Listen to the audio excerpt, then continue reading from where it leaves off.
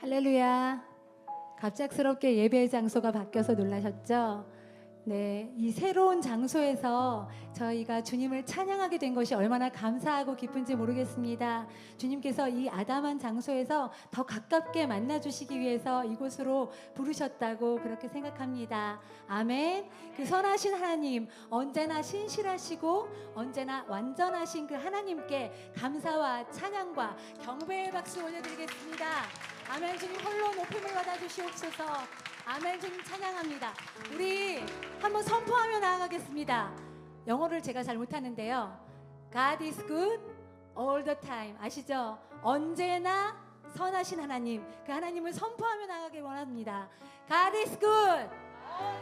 더 크게 God is good all the time. 아멘. 하나님은 언제나 선하십니다. 아멘. 주님 찬양합니다. 네, 이제 다 같이 자리에서 일어나셔서 그 주님, 아름다우신 주님을 바라보며 그 주님 앞에 잠잠히 우리의 영혼을 가까이 이끌어 나아가기 원합니다.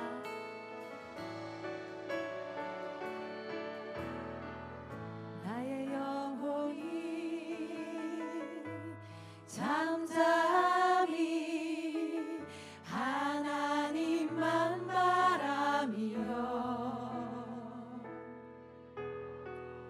나의 구원이 그에게서 나는 도다.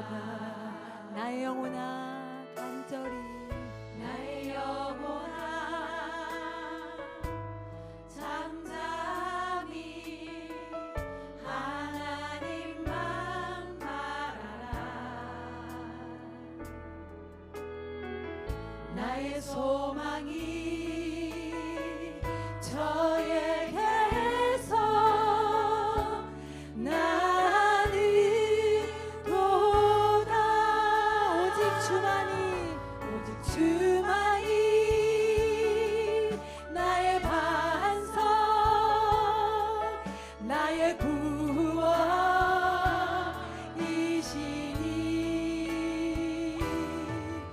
오직 주만이 나의 산성, 내가 요동치 아니하리. 아멘. 나의 영혼이 간절히, 나의 영혼이 간절히 여호와를 갈망하며 나의 입술이 여호와를 송축하였습니다. 여호와를 찬양하리.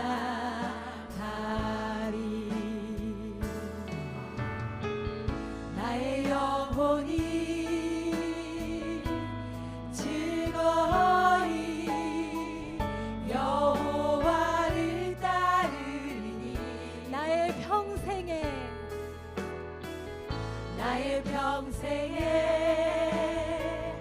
여호와를 송축하리. 오직 주만이 나의 반석, 나의 구원이시니.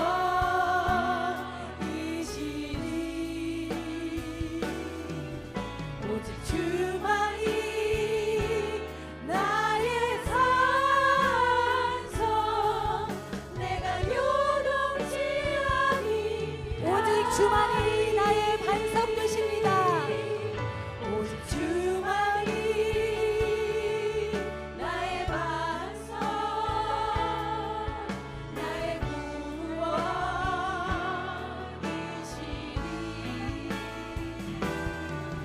오직 주만이 나의 산성, 내가 요동치 아니하리.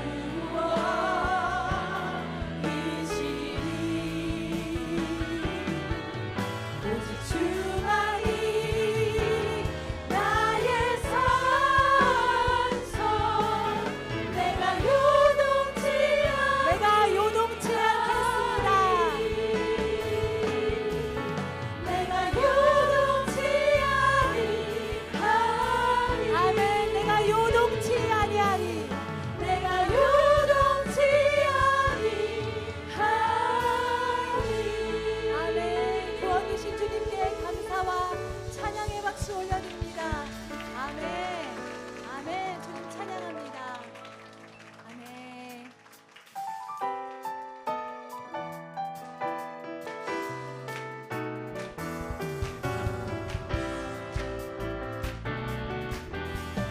나의 가장 낮은 마음 주님께서 기뻐하시고 나의 가장 낮은 마음 주님께서 기뻐하시고 작은 일에 큰 기쁨을 느끼게 하시고 내가 지쳐 무력할 때 내가 지쳐 무력할 때 주님 내게 힘이 되시고 아름다운 하늘나라 다시 한 번 더 찬양하겠습니다. 나의 가장 낮은 마음 주님께서 기뻐하시고 작은 일에 큰 기쁨을 느끼게 하시고 내가 지쳐 무력할 때 내가 지쳐 무력할 때 주님 내게 힘이 되시고 아름다운 하늘나라 내 맘에 주시는도다. 우리에게 축복하신 하나님 사랑 낮은 나를 높여주시고 아름다운 하늘나라 허락하시고 내 모든 것 예비하시네. 찬양함의 기쁨을 감사함의 평안을 강구함의 하나님 알도록 하셨네. 처음부터 찬양합시다. 나의 가장 낮은 마음 주님께서 기뻐하시고 작은 일에 큰 기쁨을 느끼게 하시는 내가 지쳐 무력할 때 주님께서 우리의 힘이 되십니다. 아멘. 내게 힘이 되시고 아름다운 하늘나라 내 맘에 주시는도다. 우리에게 축복하신 하나님 사랑 낮은 자를 높여주시고 아름다운 하늘나라 허락하시고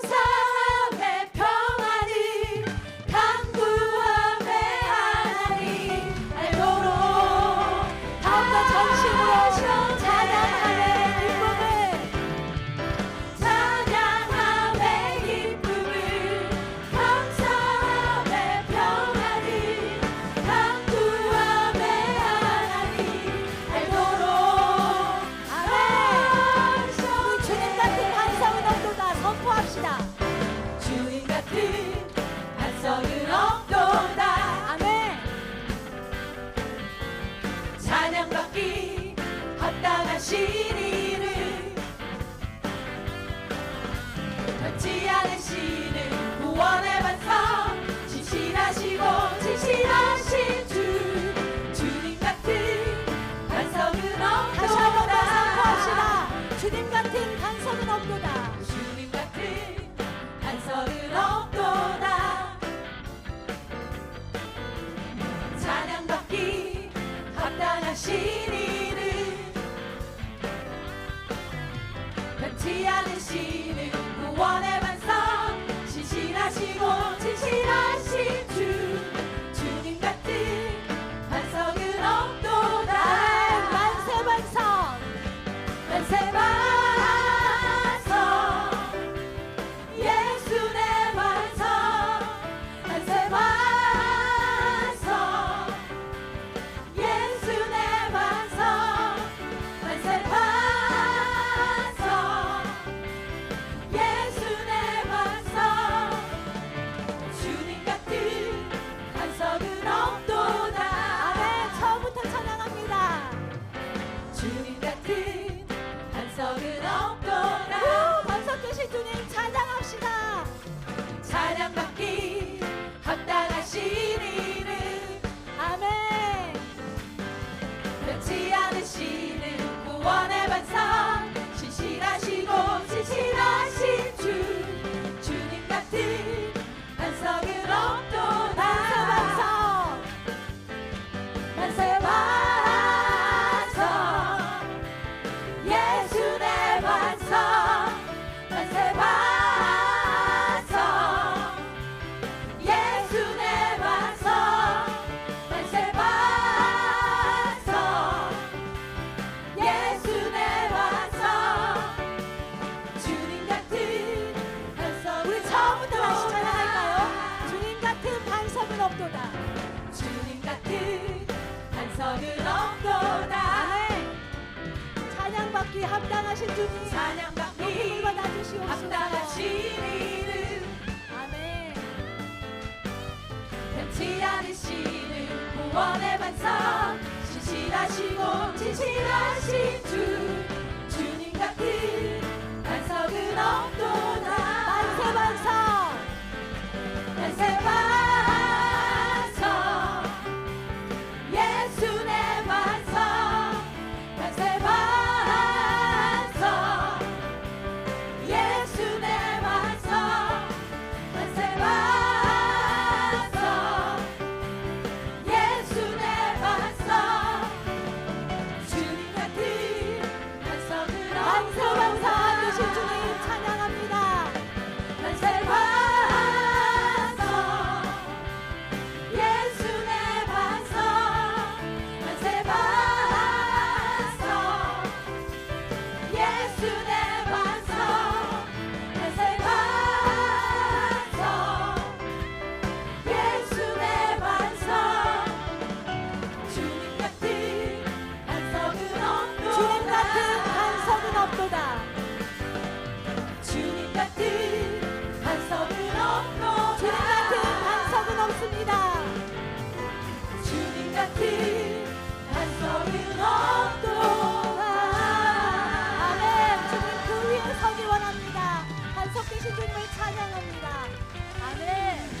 아멘. 네, 이제 다 같이 자리에 앉으셔서 계속해서 주님을 예배하며 나아가겠습니다.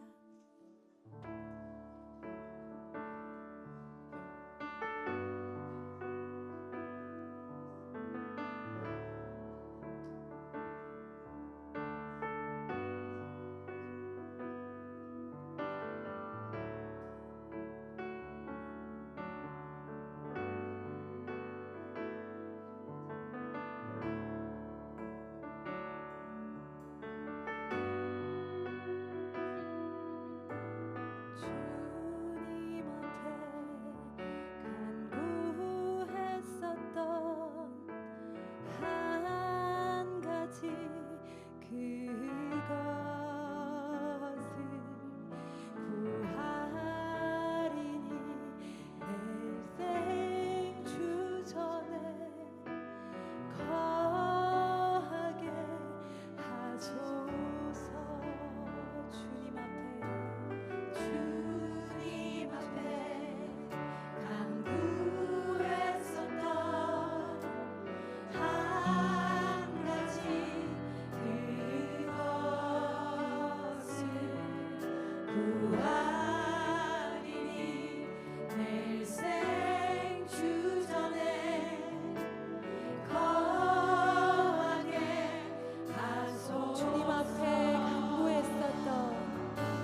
주님 앞에 간구했었던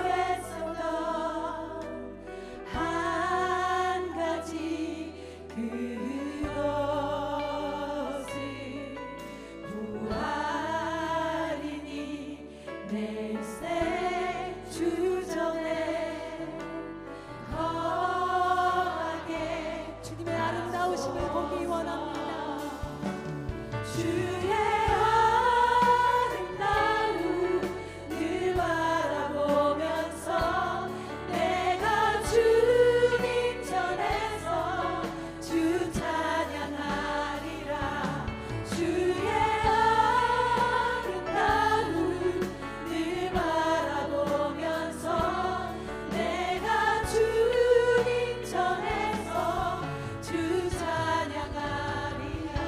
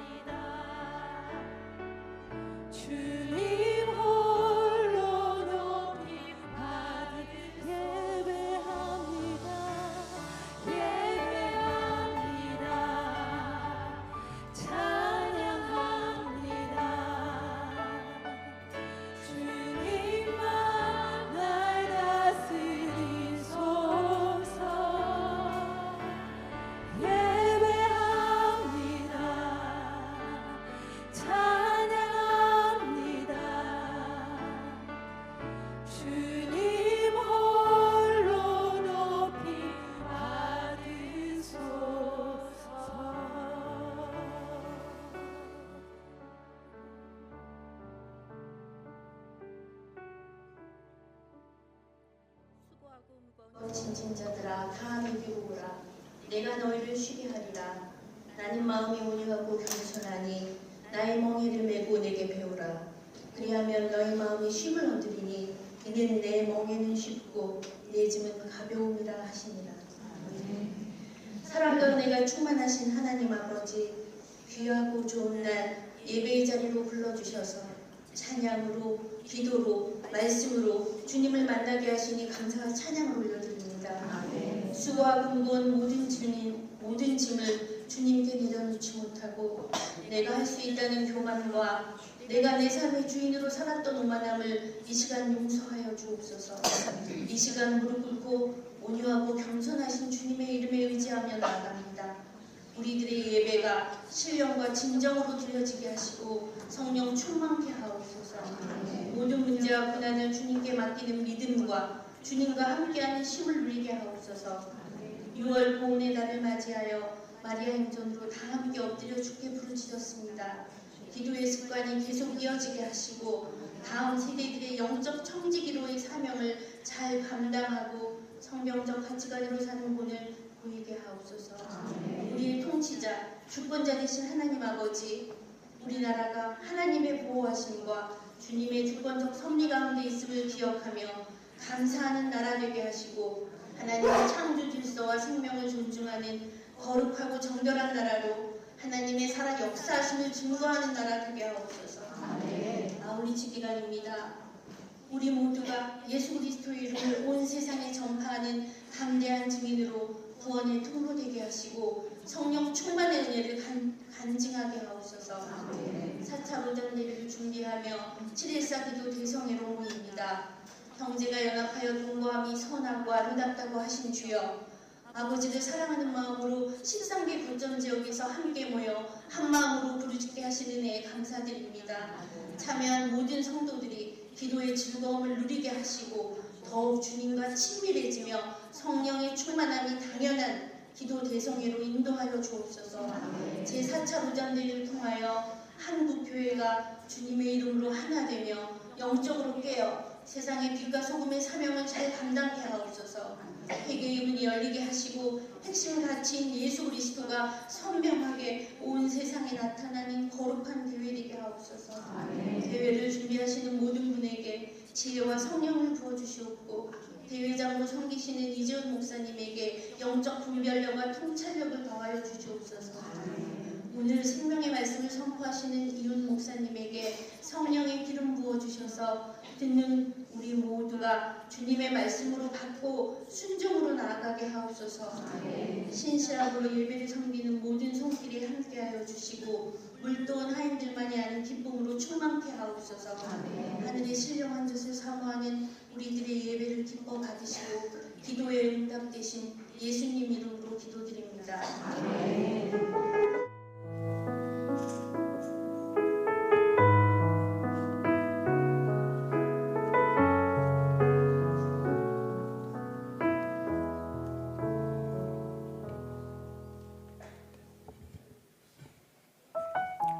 오늘 우리에게 주시는 하나님의 말씀 함께 봉독하도록 하겠습니다.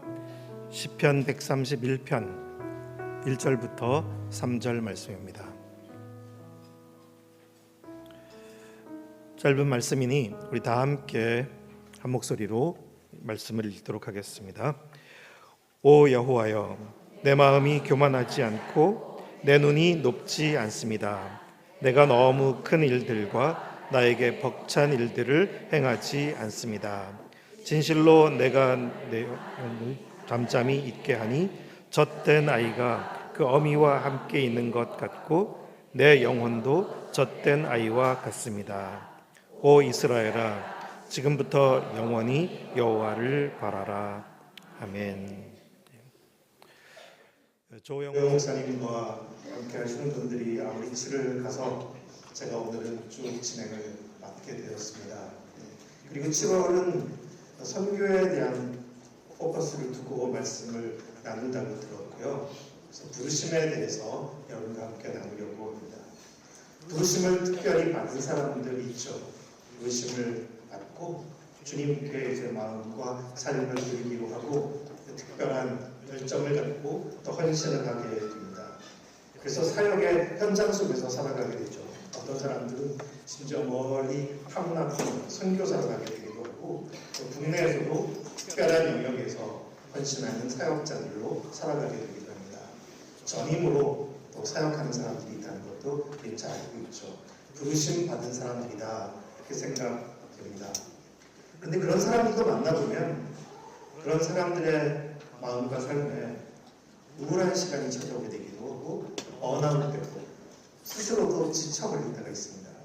그런가 하면 소중한 관계의 문제가 생겨서 더 이상 함께 있지 못하고 갈라서 버린 일들도 생겨나게 됩니다. 그리고 열심히 사역을 하는데 오히려 사역의 대상이 되는 사람들에게 상처를 입히는 일들도 생겨나게 되는 거예요. 부르심을 따라서 살아가는데 왜 이런 일들이 일어나는 것일까? 부르심이 무엇일까? 하는 질문을 해보게 됩니다. 저는 지난주 목금토 3일 동안 그 곤지암에 있는 소방 수양관에서 있었던 디아스포라 유나이티드 디아스포라 수련에 참여했습니다. 그 수련회는 전 세계 곳곳에 흩어져 있는 한국 사람들, 뿌리가 같은 한국 사람들이 모인 자리였어요. 주로는 우즈베키스탄에서 온 고려인 동포들이 참 많았고요. 그리고 중국 곳곳에서 왔던 중국 동포들도 있었습니다.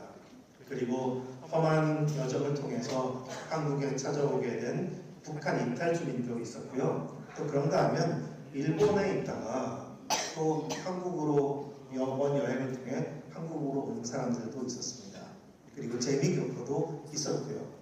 모두가 한민족의 뿌리를 갖고 있지만 곳곳에 흩어져 있었던 디아스포라라는 단어 자체가 보면 흩뿌려진, 퍼트려진 그런 의미를 갖고 있거든요. 곳곳에 흩어진 유대인들이 옛날에 그러셨던 것처럼 우리 한국 사람들도 곳곳에 흩어져 있다는 것을 통해서 함께 마음을 모으고 그 디아스포라의 여정에서 주님을 만난 삶을 함께 나누는 그런 소중한 시간이었습니다. 그런데 그들의 이야기를 들으면서 참 마음이 아프고 슬프기도 했습니다. 우즈벡에서 온 고려인들은 원래 사할린 지역에 살았습니다. 일제시대 초기부터 일제의 압박으로부터 벗어나서 좀 조선의 독립을 원하는 마음으로 사할린 지역에 살았습니다. 하지만 결국 공산치하의 스탈린 시대에 강제로 우즈베키스탄 쪽으로 중앙아시아로 이주된 것입니다. 그래서 그곳에서 어쩔 수 없이 힘들게 살아가게 됐고 하지만 그래도 끈기와 인내를 가지고 열심히 살아서 나름 자리를 잡게 됐었는데 나중에 소련이 해체가 되고 각각 민족별로 국가가 독립되면서 우즈베키스탄이 되니까 우즈베키스탄 민족들이 고려인들에게 너희 고향으로 다 돌아가라고 한 것입니다. 그래서 거기서 어쩔 수 없이 차별을 겪으며 힘들게 가난하게 또 살게 됐습니다. 그래서 그들의 2세, 3세, 4세가 그 버거운 삶을 살아가다가 한국의 노동자로 오게 된 것입니다. 그래서 한국의 노동자로 살아가는 삶도 결코 쉬운 일은 아닌 거죠. 한국말을 하는 사람들도 있고 한국말을 못하는 사람들이 정말 태반입니다. 그리고 그런 가운데서 아이들을 데리고 오게 된 것입니다. 그런 슬픈 여정의 스토리.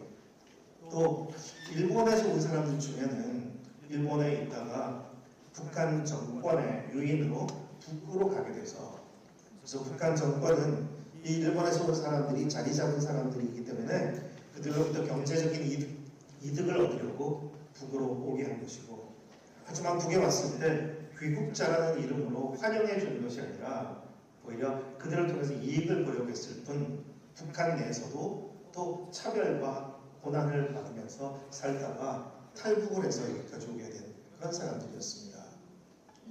그리고 중국의 동포들의 이야기도 우리는 많이 알고 있고 또 북한 이탈 주민들의 이야기도 많이 들었을 것입니다. 다들 사연과 아픔을 많이 갖고 있었습니다. 중국 동포들도 최근에 화성 지역의 리튬 전지 공장에서 화재로 많은 사람들이 안타깝게 희생되었을 때 대부분 중국 동포들이었죠. 그분들을 아는 사람들도 그 자리에 함께 있었습니다.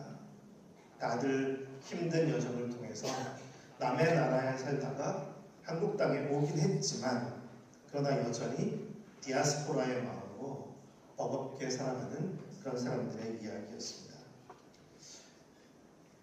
그들은 원치 않는 누군가의 폭력에 의해서 상처를 많이 입었습니다. 그런 이야기를 들으면서 저는 그런 생각이 들었습니다. 도대체 가해자가 되어버린 사람들은 무슨 마음으로 그렇게 한 것일까? 무슨 마음으로 그렇게 약자들을 괴롭혀버리게 된 것일까? 스탈린은 왜 그토록 수많은 사람들을 강제 이주시키면서 자신의 국가만을 안전하게 강하게 건설하려고 했던 것일까?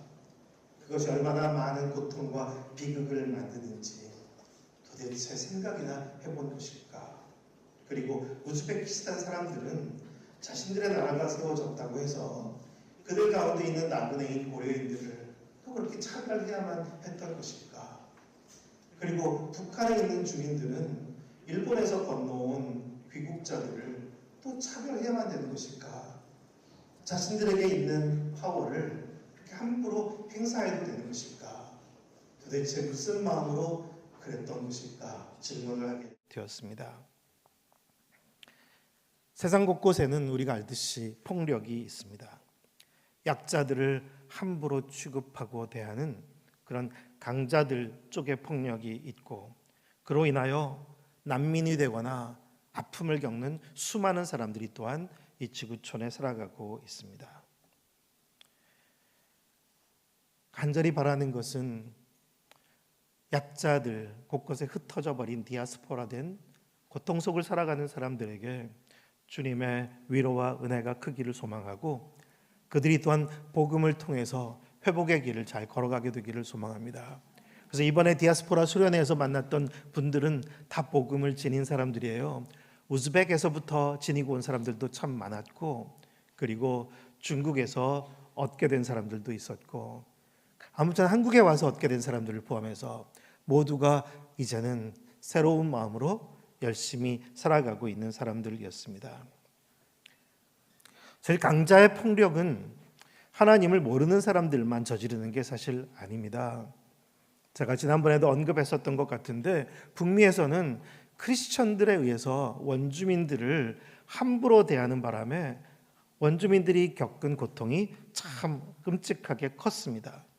우리가 알듯이 미국에서도 보면 많은 흑인 노예들을 데리고 온 사람들이 다 크리스천인 것이고, 그들을 노예로 삼고 자신들은 안전하게 배를 부리면서 그들을 괴롭게 한 것이 다 크리스천들인 것입니다.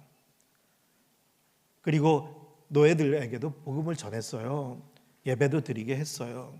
근데 그 당시에 노예들이 성경을 다 읽으면 곤란하다 싶었는지 백인들은 심지어 슬레이브 바이블이라는 걸 만들었어요.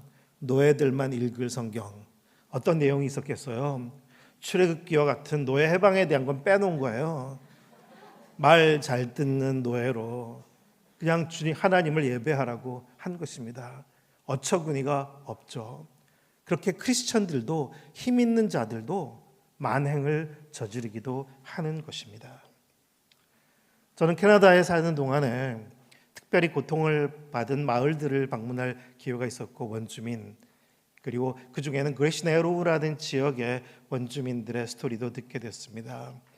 평화롭게 살아가고 있던 그들에게 백인들이 찾아와서 그곳을 개발하면서 공장을 지었는데, 제지 공장을 통해서 폐기물을 함부로 호수에다 다 버린 것입니다. 그래서 호수들이 다 오염이 돼서 그 마을 사람들이 다 수은 중독으로 끔찍한 이제 장애와 고통을 겪게 됐고, 지금도 그 마을의 청소년들은 캐나다에 있는 어떤 곳의 청소년보다 자살률이 4배나 높아요. 마음과 몸이 많이 망가져 버렸기 때문에 나타나는 아픈 현상입니다. 그리고 저는 작년 겨울에는 사이시데네라는 한 부족이 걸어갔던 여정을 따라서 벅찬 캐나다의 가장 북쪽 추운 곳까지 가보았습니다. 이 사람들은 유목민이었어요. 카리브의 여행을 따라서 카리브를 사냥하면서 먹고 지내던 평범한 사람들이었는데, 그들이 호수와 숲, 카리브가 잘 지나가는 좋은 환경을 자기 것으로 삼고 싶었던 백인들이 그들이 지나가는 것이 싫기 때문에 그들 어느 날 하루에 비행기에 실어서 가장 추운 툰드라 지역에 그냥 옮겨버린 것입니다. 하지만 거기는 카리브가 지나가는 것도 아니고 먹을 것도 구할 수 없다 보니 거기서 대부분의 사람들이 굶어 죽어가게 되고, 그리고 그곳에 있는 군 기지에서 나오는 쓰레기를 먹고 살다가 알코올에 중독되기도 하고, 그래서 망가져버린 사람들의 슬픈, 그들의 묘비가 있는 곳에 앉아서 참 아픈 시간을 좀 보내게 됐었습니다. 아마 강자들은 자신들이 그렇게 끔찍한 일을 저지르고 있다고 생각하지 못했을 것 같기도 합니다.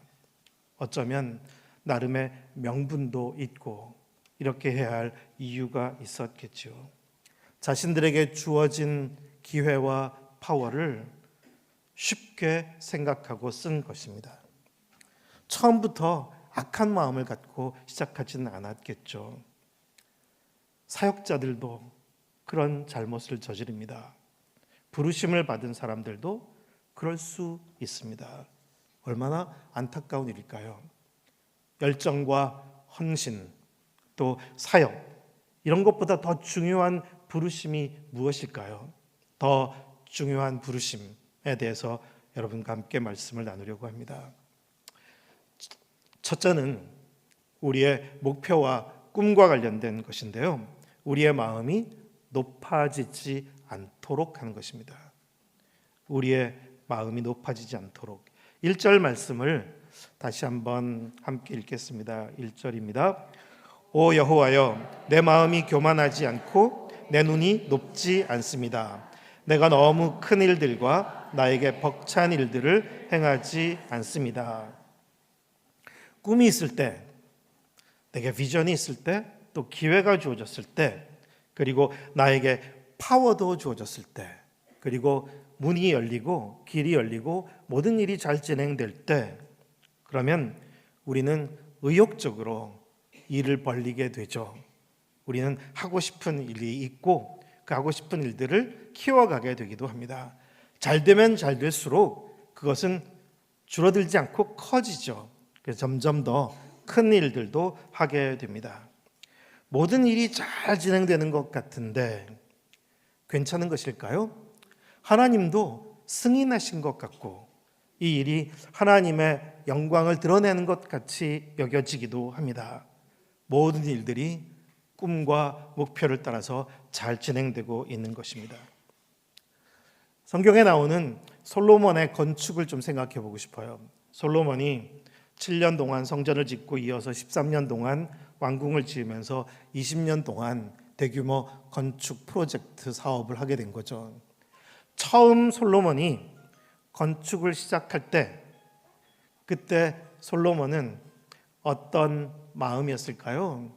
아마 처음부터 이 건축이 20년 동안이나 계속될 거라고는 생각하지 않았을 것 같아요.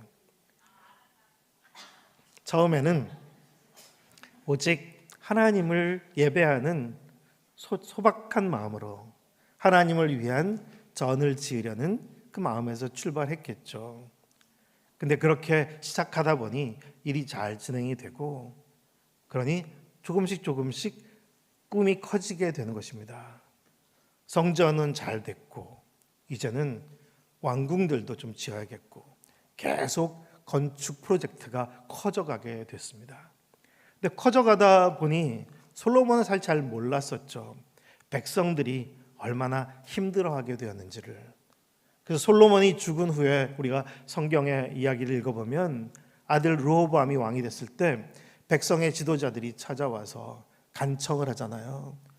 우리에게 솔로몬 선왕이 얹어주신 어깨의 짐과 멍에가 너무 무거우니 내려놓게 좀 해달라고, 줄여달라고 했습니다. 하지만 그때 아들이었던 르호보암은 강경책으로 더 겁박을 했죠. 나는 너희들을 더 심하게 대하겠다고 해서 압박을 합니다. 결국 그로 인해서 나라가 두 쪽이 나고 만 거죠. 남북의 왕국으로 갈라지게 되었습니다.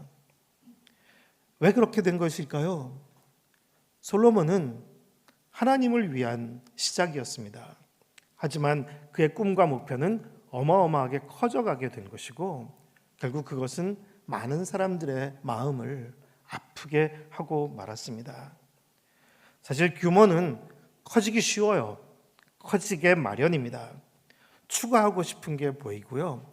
필요한 게 보이고 또 하고 싶은 일이 생기게 됩니다.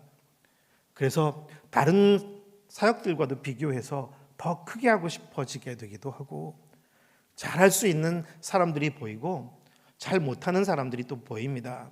그러면 자꾸 밀어붙이게 되기도 하는 것이죠. 근데 큰 것 자체가 문제는 아닙니다. 문제는 그렇게 사역을 하는 과정에서 놓치는 것이 있기 때문이에요. 놓치는 것 중에 하나는 우선은 이것이 내가 이루어내는 것이라는 착각을 하게 되는 것입니다. 하나님께서 허락하셨고 하나님께서 하시는 일인데도 불구하고 내가 이루는 것이라는 생각을 갖게 되는 것입니다. 그래서 마치 이스라엘 백성들도 광야의 고난 속에서는 하나님의 은총 속에 살아갈 수 있음을 깊이 깨달았지만 가나안 땅에 정착한 다음에는 나중에 어떻게 말하게 됩니까? 내 손의 힘과 내 능력으로 이 모든 것을 얻었다고 착각하게 되는 것처럼 그래서 하나님으로부터 멀어지게 되는 것이죠. 그렇게 열심히 이루어내면 이루어낼수록 잘 되면 될수록 우리는 내가 대단한 것 같이 생각되기도 하고 내가 이루어낸 것처럼 착각하게 되기도 하는 것입니다. 또 하나의 놓치게 되는 것은 뭐냐면 솔로몬이 그랬던 것처럼 다른 사람들이 겪고 있는 고통을 또 놓치는 것입니다.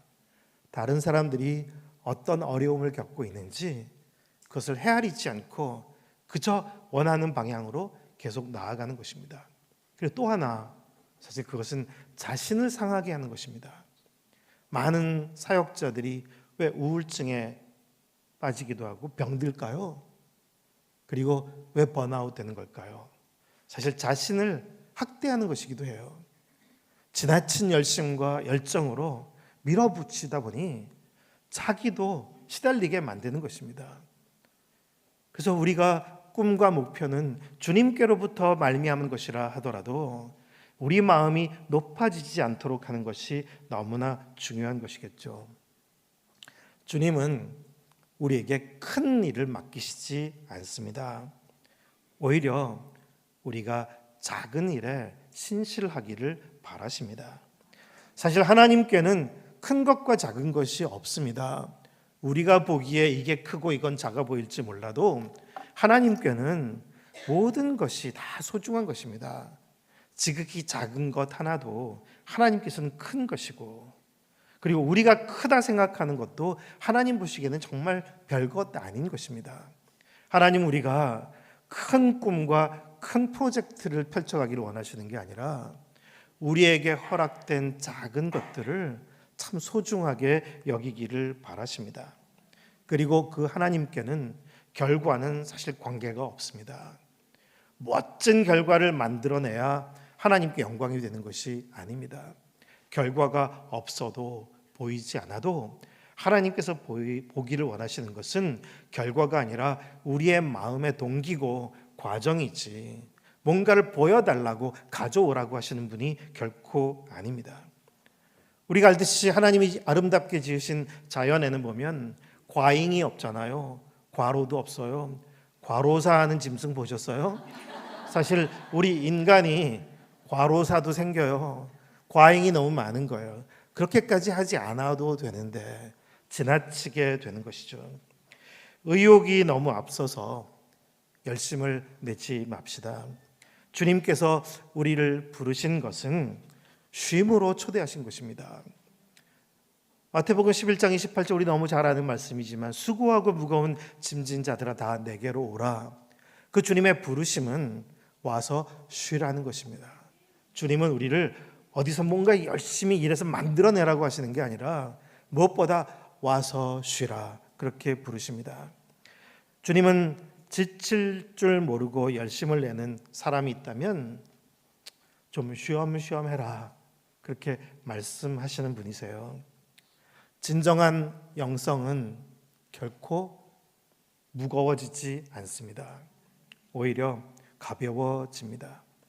몸과 마음이 무거워진다면 우린 주님의 뜻으로부터 멀어지고 있는 것입니다.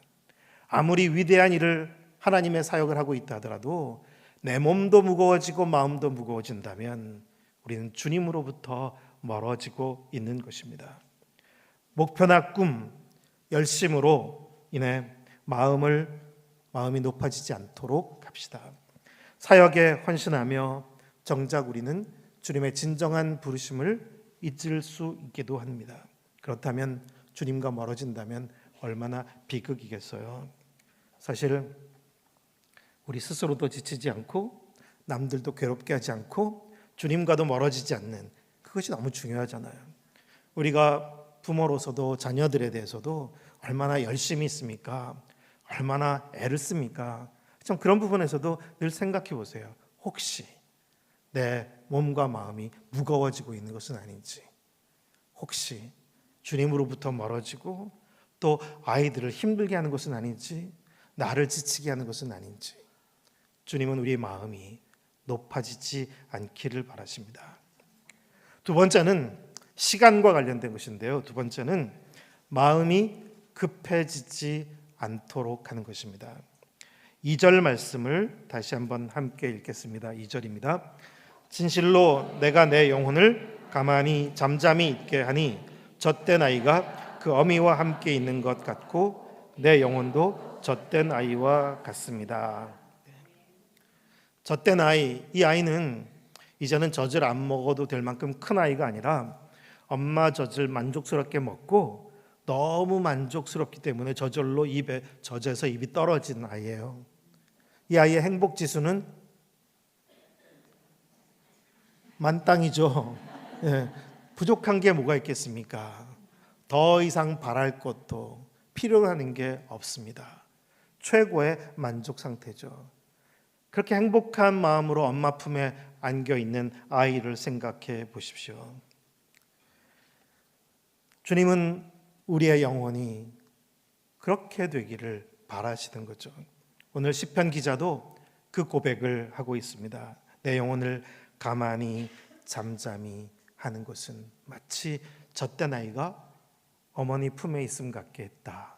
참 예배자의 모습을 그림으로 보여주고 있습니다. 여러분, 우리 마음 쫓길 때가 있습니까? 없습니까? 네, 쫓길 때 있죠. 특히 목표가 분명하고 시간표가 되게 정해져 있으면 쫓기게 되잖아요. 아마 솔로몬도 건축할 때 그랬을 것 같아요. 언제까지는 성전이 완성되기를 바랬을 거 아니에요. 그냥 무조건 느긋하게 내다봤겠어요. 언제까지는 됐으면 좋겠다. 그런데 자신의 기대보다 좀 못 미치다 싶으면 어떻게 해야 돼요? 쫓기는 거죠. 쫓기면 나만 쫓기나요? 사람들도 밀어붙이는 거죠. 다 빨리빨리 그렇게 해야 되는 마음이 생겨나게 됩니다. 그러니 게을러 보이는 사람 가만히 놔둘 수가 없고, 그래서 채찍질을 해서라도 일을 시켜야 되는 것이죠. 자연히 그런 관점에서 우리 마음이 쫓기기 시작하면 사람들을 보더라도 다 사랑스러워 보이는 게 아니에요. 게으른 놈들이 보이고 정말 마음에 드는 사람들이 보이는 거잖아요. 그렇게 내가 쫓기기 시작하면 모든 것들이 잘못 보게 되기도 합니다. 예수님을 사랑하는 마르다와 마리아의 집에 초대받고 가시게 된 적이 있죠. 두 자매는 얼마나 기뻤을까요? 선생님이 오시는데, 사랑하는 주님이 오신다니까 너무 설레는 마음으로 준비했을 것 같습니다. 그런데 준비가 다 되기 전에 예수님이 도착하신 거예요. 마르다는 마음이 더 바빠졌죠. 마리아는 오신 예수님을 모시고 방에서 대화를 하기 시작했을 것입니다. 마르다의 마음 점점 쫓기기 시작했습니다. 아직 다 되지 않았는데, 근데 주님은 오셨고, 그런데 마리아는 돕지는 않고 방에 앉아서 얘기하고 있잖아요. 어떻겠어요? 쫓기니까 화도 나게 되는 거죠. 그래서 마리아에 대한 분한 마음이 생겨나게 되고, 예수님께도 조언까지 하나요. 선생님, 왜 보고만 계세요? 저 마리아더러 와서 좀 도와주라고 좀 하세요. 하지만 예수님께로부터 들은 말씀은 전혀 기대치 않은 말씀을 듣게 된 거죠. 예수님께서 마리아에게 야 너도 빨리 가서 언니 좀 도와줘라 그 말을 하시기를 바랬는데 오히려 마르다야 네가 이렇게 여러 가지 일로 마음이 분주하고 쫓기고 있는데 그렇게 하지 않아도 된다는 거잖아요. 그리고 이 마리아는 더 좋은 편을 택하였으니 뺏기지 않을 것이라고 하셨습니다.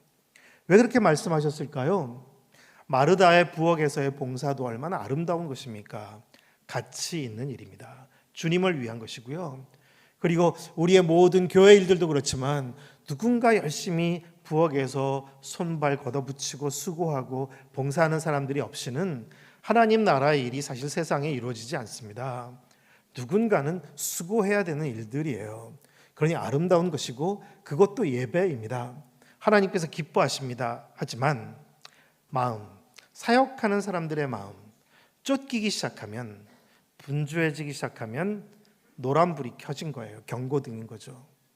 그리고 심지어 누군가를 판단하고 정죄하게 된다면 그러면 빨간불이 켜진 것입니다.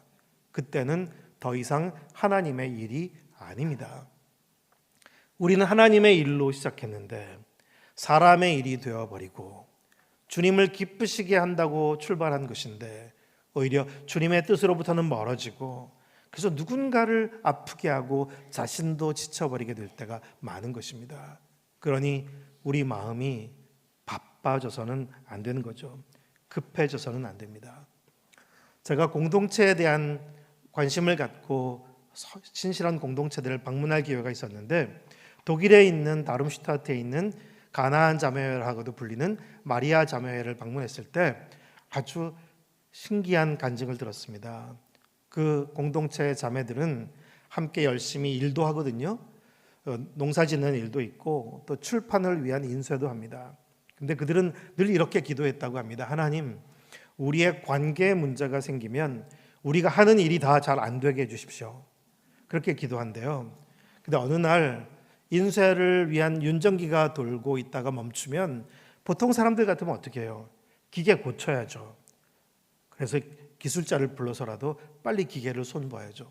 그런데 그런 일이 생길 때마다 이 자매들은 모든 일손을 놓고 각자의 방으로 돌아가서 관계를 점검한다고 합니다.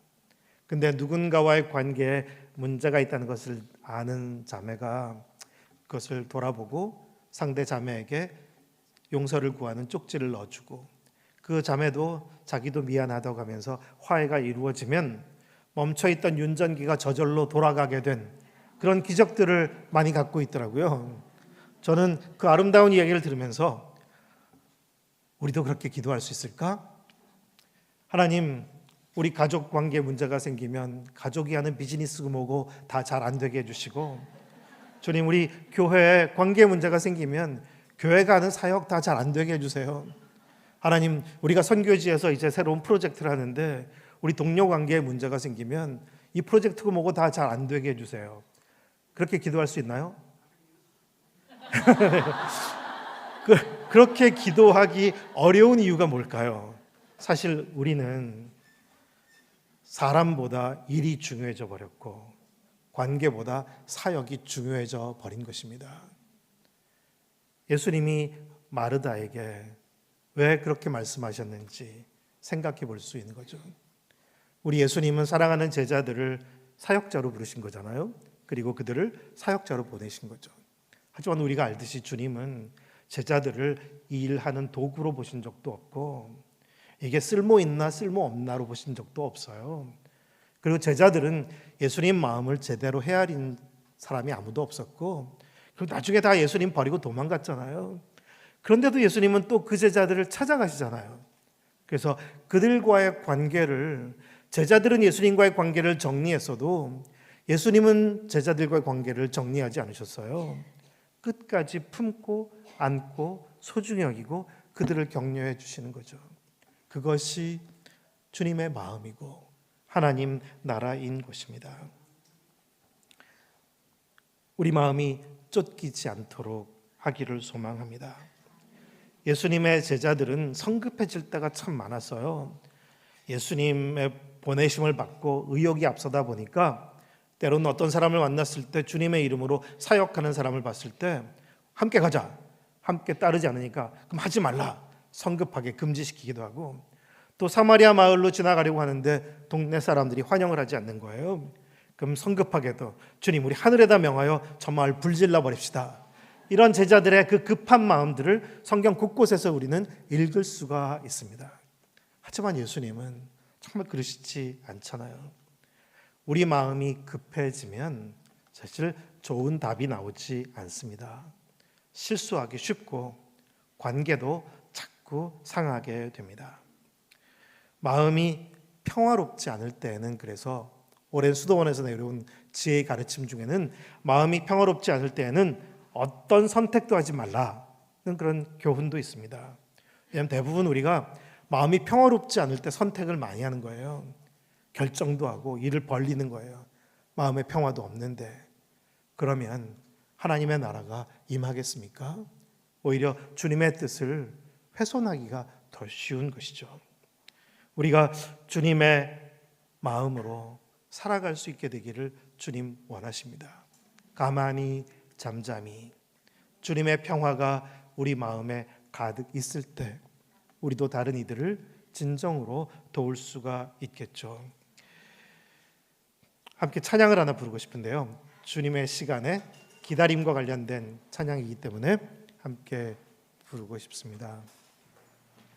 그리고 여기 어머니들이 주로 많으시니까 우리의 자녀들에 대해서 때로는 마음이 조급해질 때도 많지만 주님의 시간을 기다릴 줄 아는 엄마가 되게 해주십시오. 그런 마음으로도 함께 찬양하고 싶습니다.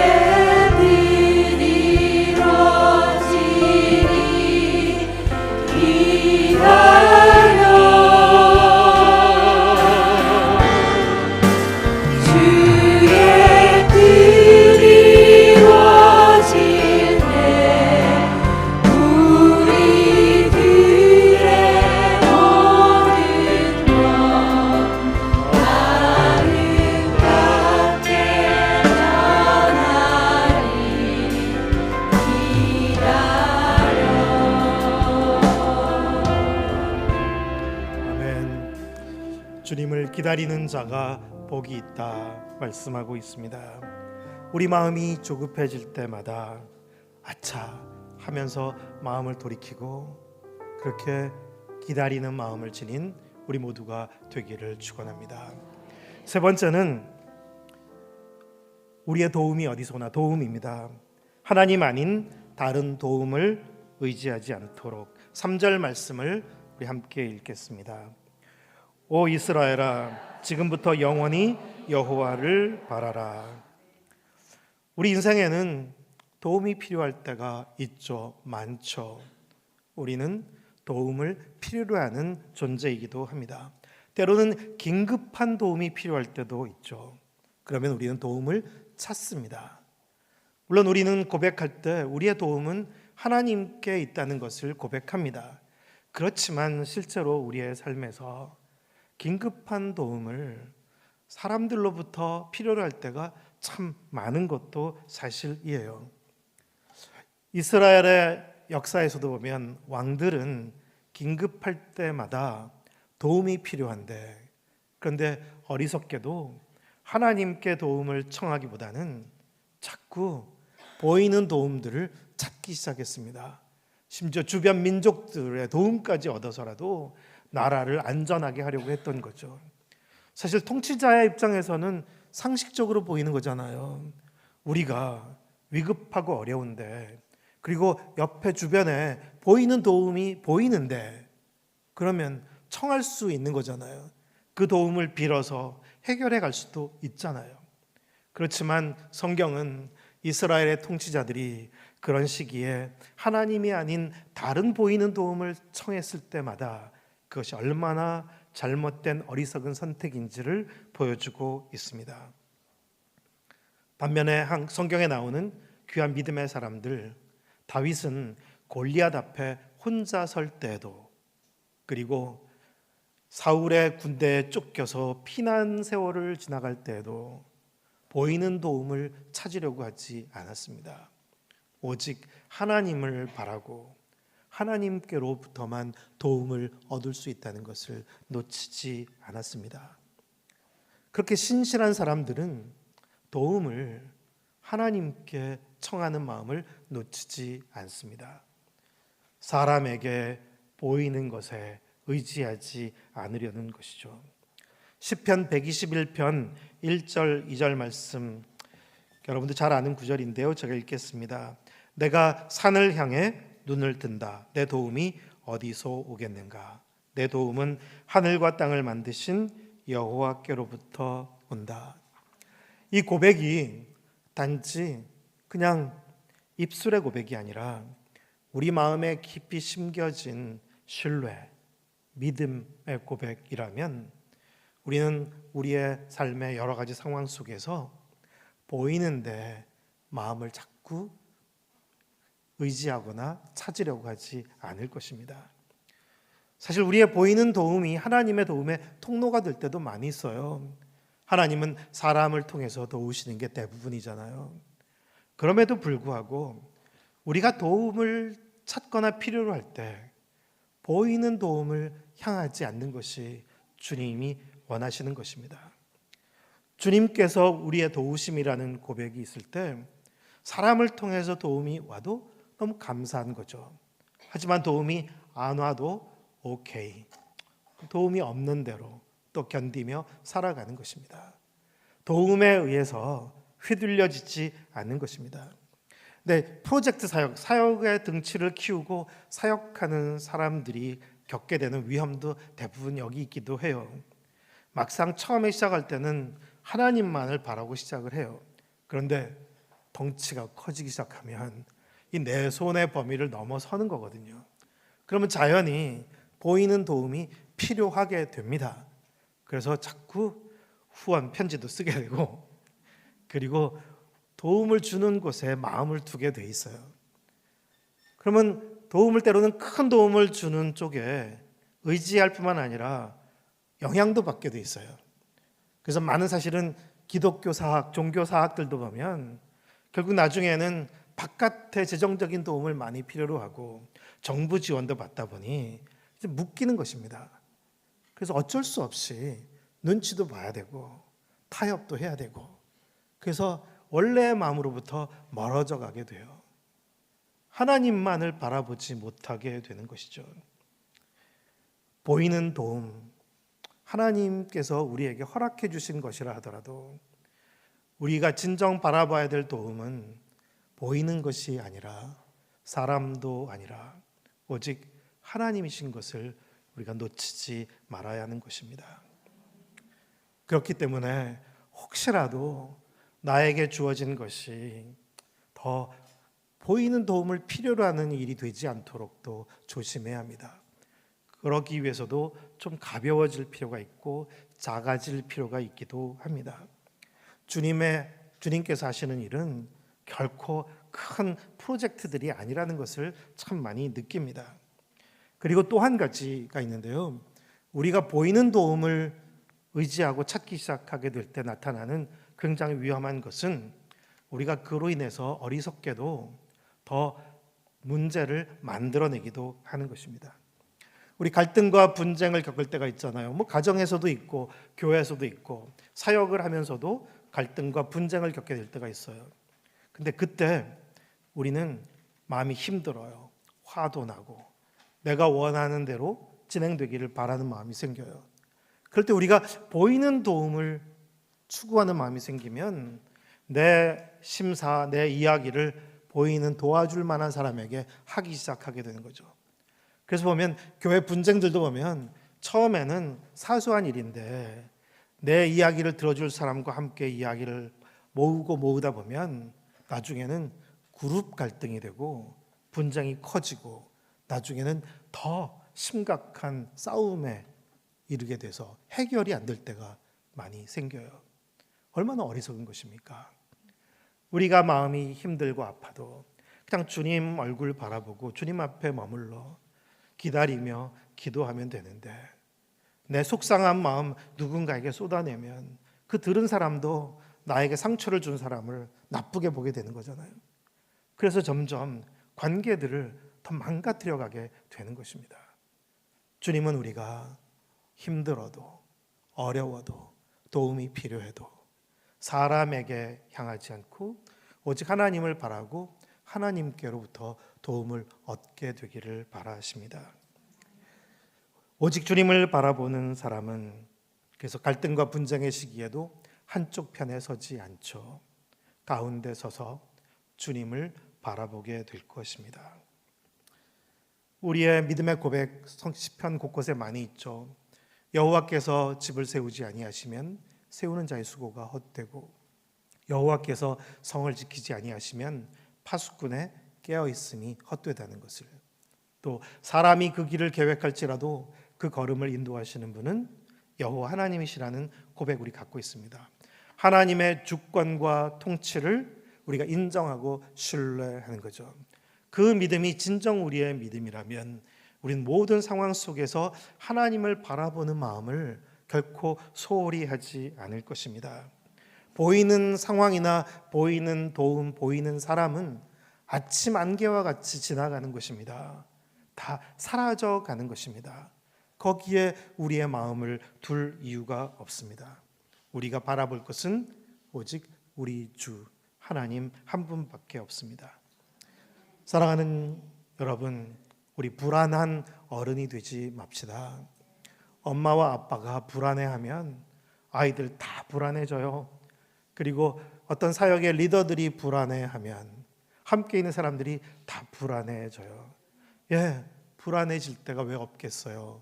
있을 수 있죠. 하지만 그때 우린 더더욱 바라볼 분, 우리 주님을 바라보고 그 주님을 바라보는 마음을 놓치지 않는 것입니다. 이사야서 40장 28절부터 31절의 말씀을 제가 하나님의 백성들에게 이사야 선지자가 주었던 격려의 말씀으로 전합니다. 너희가 알지 못하느냐, 너희가 듣지 못했느냐. 여호와는 영원한 하나님이시고 땅 끝을 창조한 분이시다. 그분은 지치거나 피곤해하지 않으시고 그분의 통찰력은 아무도 탐구할 수 없다. 그분은 지친 사람들에게 힘을 주시고 약한 사람들에게 힘을 북돋워 주신다. 젊은이라도 지쳐 피곤하고 장정이라도 걸려 비틀거리겠지만 여호와를 바라는 사람들은 새로운 힘을 얻을 것이다. 독수리가 날개를 치면서 솟구치듯 올라갈 것이고 아무리 달려도 지치지 않고 아무리 걸어도 피곤하지 않을 것이다. 우리 모두는 부르심을 받은 사람들입니다. 부르심을 받았습니다. 그 부르심은 어디에 가서 무슨 일을 하는 것으로 여겨질 수도 있어요. 하지만 사실 하나님은 우리를 이미 우리 삶의 모든 곳에 부르신 것입니다. 그리고 그 모든 부르심보다 더 우선된 부르심이 있다면, 중요한 부르심이 있다면 주님께로 부르신 것입니다. 우리가 더 주님께로 가까이 나와서 주님을 알고 주님의 뜻을 깨닫고 주님의 마음을 배우고, 그래서 우리도 그 주님의 마음으로 우리가 살아가는 삶의 모든 현장 속을 살아가게 되기를 원하시는 거죠. 그래서 우리의 삶이 주님과의 신실한 동행이 되기를 원하십니다. 주님은 우리가 무슨 일을 이루어내기를 바라시는 것이 아니라 주님과 함께 신실하게 동행하기를 바라십니다. 그럴 수 있도록 우리 마음이 높아지지 않도록 늘 돌아봅시다. 그리고 우리 마음이 급해지지 않도록 돌아봅시다. 그리고 보이는 도움을 의지하지 않고 오직 주님을 바라며 살아가는 믿음의 여정이 되도록 여러분 모두의 삶을 축복하고 또 주님께서 우리 모두를 축복해 주시기를 기도합니다. 마지막으로 성경 한 구절을 읽고 마치겠습니다. 시편 139편 23절 24절입니다. 오 하나님이여 나를 살펴 내 마음을 알아주시고 나를 시험해 내 생각을 알아주소서. 내 안에 혹시라도 악한 것이 있는지 보시고 나를 영원한 길로 인도하소서. 다시 한번 저를 따라서 기도하는 마음으로 함께 고백하겠습니다. 오 하나님이여 나를 살펴 내 마음을 알아주시고 나를 시험해 내 생각을 알아주소서. 내 안에 혹시라도 악한 것이 있는지 보시고 나를 영원한 길로 인도하소서. 아멘. 네. 기도하겠습니다.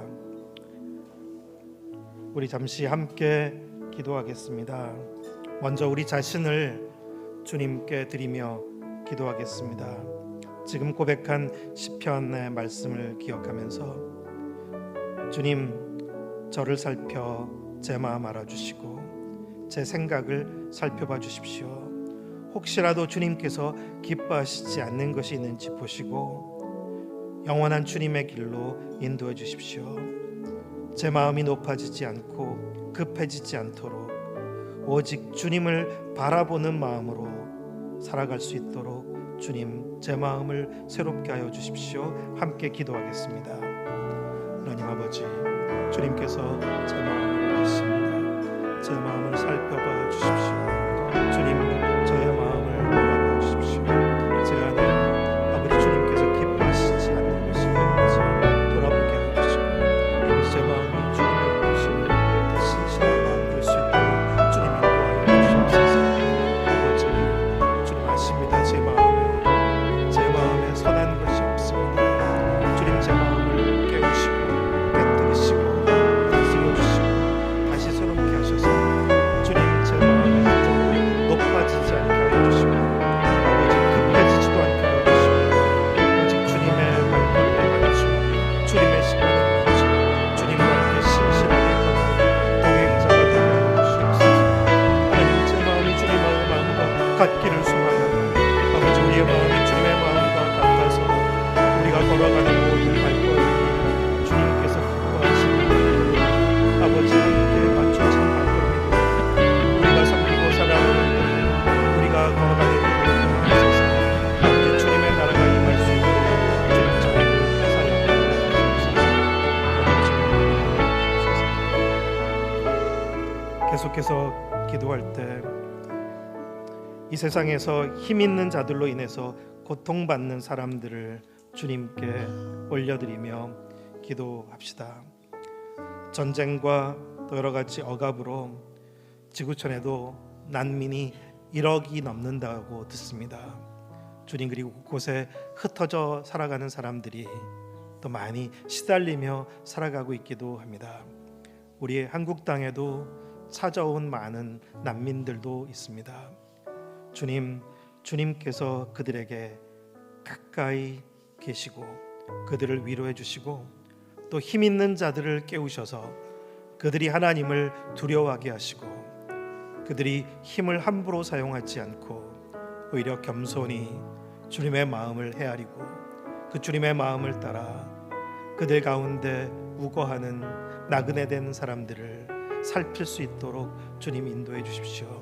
우리 대한민국 땅에도 많은 나그네들이 와 있습니다. 주님 나그네의 마음을 가진 사람들 주님 위로해 주시고 주님 그들을 주님께로 더 가까이 인도해 주시고 주님을 만날 수 있게 해주시고 주님이 그들을 치료하여 주시옵소서. 우리 함께 기도하겠습니다. 하나님 아버지, 주님께서 이 땅에 오신 나그네들을 곳곳에 많은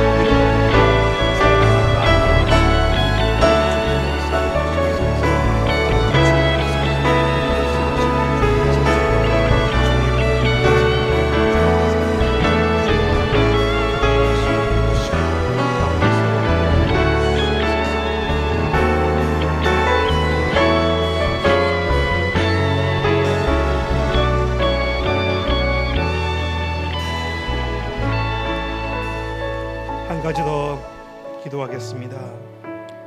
우리 교회와 또 사역자들, 또 선교지에서 사역하고 있는 선교사들, 곳곳에서 주님의 일을 하는 사람들을 위해서 기도합시다.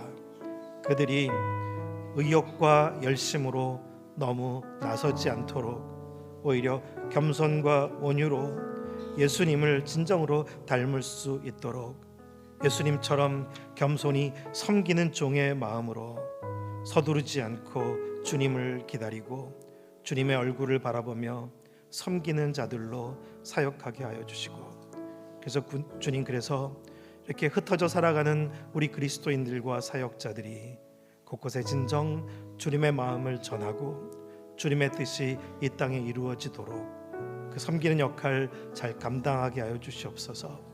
저희도 그렇게 사용하여 주시옵소서. 함께 기도하겠습니다. 하나님 아버지, 주님께서 저희를 부르셨습니다. 주님 그곳에 교회들을 세우셨습니다. 아버지, 사역자들을 세우셨습니다. 주님 선교사들을 부르셔서 세우셨습니다. 아버지, 부름 받고 세워진 많은 사역자들이 있습니다. 아버지, 주님 그들이 진짜 주님의 마음을 더하여 주시고 주님의 마음을 주님의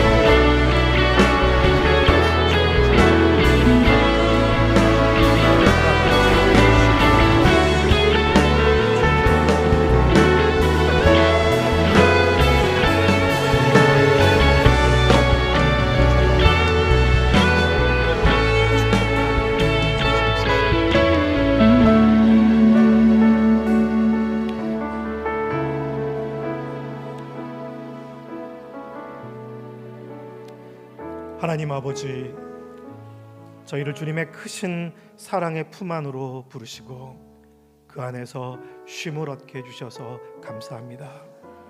예수님, 수고하고 무거운 짐진 자들아 다 내게로 오라, 내가 너희를 쉬게 하리라 말씀하신 그 은혜를 입고 주님의 평화와 은총으로 따라 살아갈 수 있게 됨을 감사드립니다. 주님, 그 은혜와 사랑이 우리를 통해 이제 흘러가게 하여 주시옵소서. 주님, 우리의 마음이 주님의 마음으로부터 멀어지지 않도록 깨워주시고 주님의 마음이 우리 마음 안에 가득해서 우리도 주님께서 주셨던 그 쉼과 평화와 은총을 아낌없이 우리의 삶에서 다른 이들에게 흘려보낼 수 있는 축복의 통로가 되게 하여 주시옵소서. 주님, 곳곳에 세워진 교회들도 그리고 곳곳에 보냄받은 선교사들과 사역자들도 주님의 마음으로 존재하고 살아가게 하여 주셔서 주님의 뜻이 이 땅에 이루어지게 하여 주시옵소서. 이제는 우리 주 예수 그리스도의 은혜와 하나님 아버지의 크신 사랑하심과 성령의 교통하시며 인도하심이 주님의 은혜를 입고 주님의 마음을 배우고 누리며 또 그 마음을 전하는 통로로 살아가겠다고 다짐하는 여기는 당신의 자녀들 머리 위에 그리고 곳곳에 부름받고 세워진 사역자들과 교회들 위에 영원히 함께 하시옵기를 간절히 축원하옵나이다. 아멘.